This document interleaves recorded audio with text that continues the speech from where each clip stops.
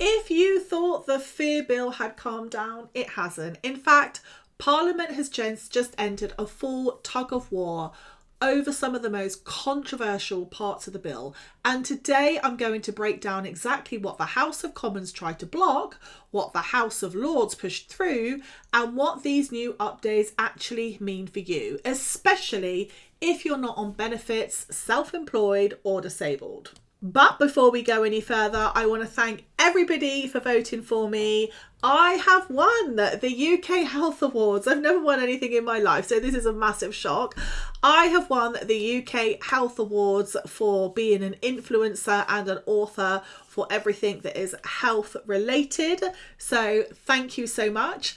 And on that note, also, my petition has finally been allowed, but it has a disappointing amount of signatures, guys. Come on, let's be honest. I need 10,000 or at the best 100,000 to get the law changed on how people are treated at work with disability related dismissals, performance management, which is used quite often as a weapon against people who request reasonable adjustments. I've also requested that all panel members and judges have disability related training, because they don't all, when they're sitting on disability discrimination cases. So if you want to help the world and make it a better, fairer place, then make sure you sign this petition. The link is going to be left down below. Now, getting back to this fear bill. This is the latest update on the Public Authorities Fraud, Error and Recovery Bill, the fear bill, and honestly, some of the changes this week are concerning, to say the least. So let's get into it. So if you're new here and you do not know what the fear bill is, the fear bill is designed to give government and public authorities far-reaching powers to investigate, recover and enforce action against suspected fraud across the UK, and that even includes vulnerable and disabled people. But here is the problem. It fundamentally changes how data is shared. It expands the government's ability to access things like bank information, and it increases investigatory powers, and it affects millions of people claiming benefits, receiving government support, or working with public authorities like the council, NHS, all of that good stuff. So when the bill reached the House of Lords, the Lords immediately raised the alarm, and rightfully so. They said this new bill lacked safeguards, risking harm to vulnerable people, and gave too much power to ministers without proper oversight. Let me know in the comments if you agree with that. So they've added amendments for protection to try to stop misuse. But now the Commons has responded, and it's clear they were not happy. So it's clear the battle begins. What we're seeing right now is basically called parliamentary ping pong. That's when the House of Lords sends changes back to the House of Commons.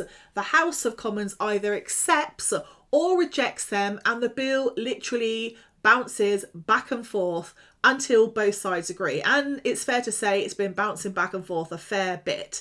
Now, in this update, the Commons have rejected most of the protections the Lords tried to put in place. And when I go into this is really going to shock you. Not one or two, but almost all of them. So let's break down the key changes. And probably one of the biggest ones is the power to investigate without permission. That's right. The Lords wanted the government only to investigate another public authority if that authority actually asked for help. But the Commons, they have rejected that. Instead, they've added this wording, that the minister can act in their own discretion if they believe it is in the public interest to do so. Now, that's a huge power shift, particularly with departments like the Department of Work and Pensions, where the general public just do not have any confidence in them whatsoever. So now let's go into the use of EVM. So EVM stands for eligibility verification measures. And the incredible part of all of this is in actual fact, lots of government departments, including the Department of Work and Pensions, are using things like AI to search for mismatches of information. AI alone cannot be used really as a dependable measure. AI can also, completely imagine things. It can also just get things plain wrong. But often we only find out about that when someone has literally been dragged through the hedge backwards with an investigation or some kind of accusation that is completely incorrect. Now, regarding EVM, the Lords actually said an automated EVM flag alone must not be enough to trigger suspicion. A human with seniority must review it before action is taken. But the Commons rejected that too, surprisingly enough. Their version simply says the officer must have regard to all information, which means an algorithm or AI flag can still trigger investigations or suspensions of benefits as long as someone briefly looks at the file. This is a massive weakening, in my opinion, of protection. And it's now we're going to go on to the use of force. Now, the Lords actually tried to ban investigators from using force against people, but the Commons have rejected that as well. Their replacement actually states that investigators can use reasonable force on property, police can use reasonable force on people and property, and non-police can also do so but must be supervised. So the Lords' attempt to stop physical enforcement against people was removed, and that also includes protections for vulnerable people. So let's get into that. So here in this section, we can see that the Lords have added an amendment, Amendment 43, requiring the government to report on harm to vulnerable people, including whether benefit claimants lose access to banking. That is extreme. Whether costs are fair, whether people are being treated properly. Now, I'm sure we can all imagine that being punished for something by losing access to your bank is, I mean, we literally cannot get any closer, I don't think, to 1984 with that type of a ruling, if it is allowed to pass, being made. So the threat is, if you don't comply, if you do something wrong, you won't be able to have a bank account. If someone is doing something incorrect, they still need to be able to feed themselves, pay their mortgage, their rent, what have you. So this seems incredibly strict to me. What do you think about these things? Let me know, as always, guys, in the comments. But you will be maybe pleased or not pleased to know that the Commons, in that case, have rejected the entire thing. In fact, their official reason is this: it is not appropriate to make further provision, which means no vulnerability safeguards. They've been removed. So if you're disabled, if you have learning disabilities, any of those things, it's just not going to matter. So it's basically making it a level playing field for all. And I am pretty shocked to hear that. So let's have a little look into what they're talking about when it comes to oversight and accountability. Now, the Lords wanted every use of powers logged publicly in a national register. They wanted ministers to personally sign off intrusive enforcement actions, but the Commons, for the moment, have said No. Instead, they have said that investigators must keep private written logs. I mean, this is quite an interesting point, because I guess if everything is made public, then the public can do their own investigations. But there again, if it's not made public, does that mean that fact checking errors are going to perhaps be more easily concealed? I don't know. But the government have said at the moment that they will publish an annual total number. That's going to be an interesting statistic, isn't it? No national oversight register, no ministerial sign-off required for major powers.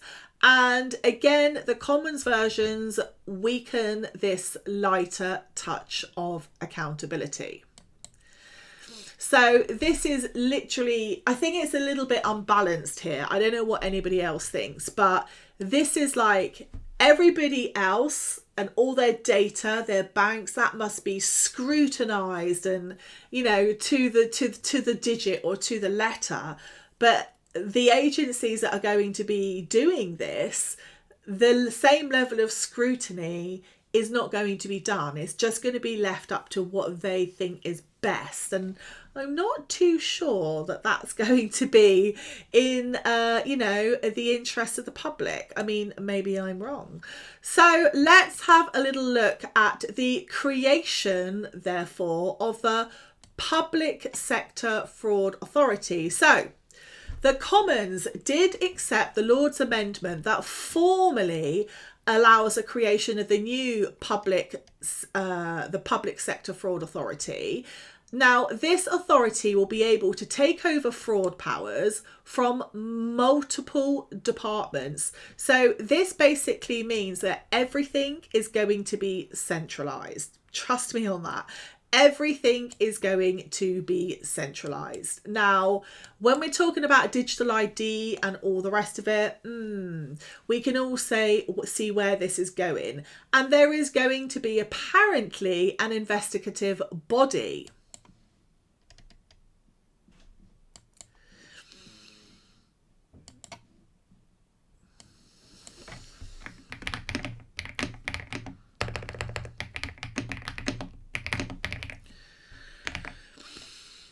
So what does this mean for you?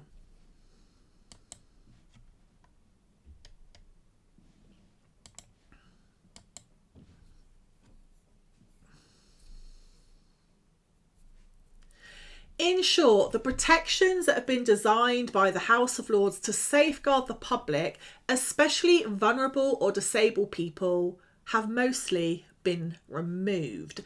The Commons preferred version gives ministers greater powers, allows investigations based on logarithmic flags, highly doubtable, and reduces oversight, in my opinion, permits force in certain circumstances, centralises investigations under the PSFA, which is the Police Act, and removes Lords' protections aimed at preventing harm. So this is the version I think that is most likely to become law. Now, the bill is not fully passed yet, but the direction is very, very clear. Anyway, I'm going to keep tracking this for you. You can read the amendments. They are all online. And this is particularly going to target people on benefits, LCWRA, disability benefits, the self-employed, and all the rest. And if you want more updates about this, just comment updates in the comment box below. And of course, you can always check out more videos like your facial ID being stolen and the bank statement breach and various other things that have been going on. So this battle between the House of Lords and the Commons isn't over, but the Commons at the moment are winning and the consequences for the public are huge. At the end of the day, stay informed, stay protected, and I'll see you in the next breakdown.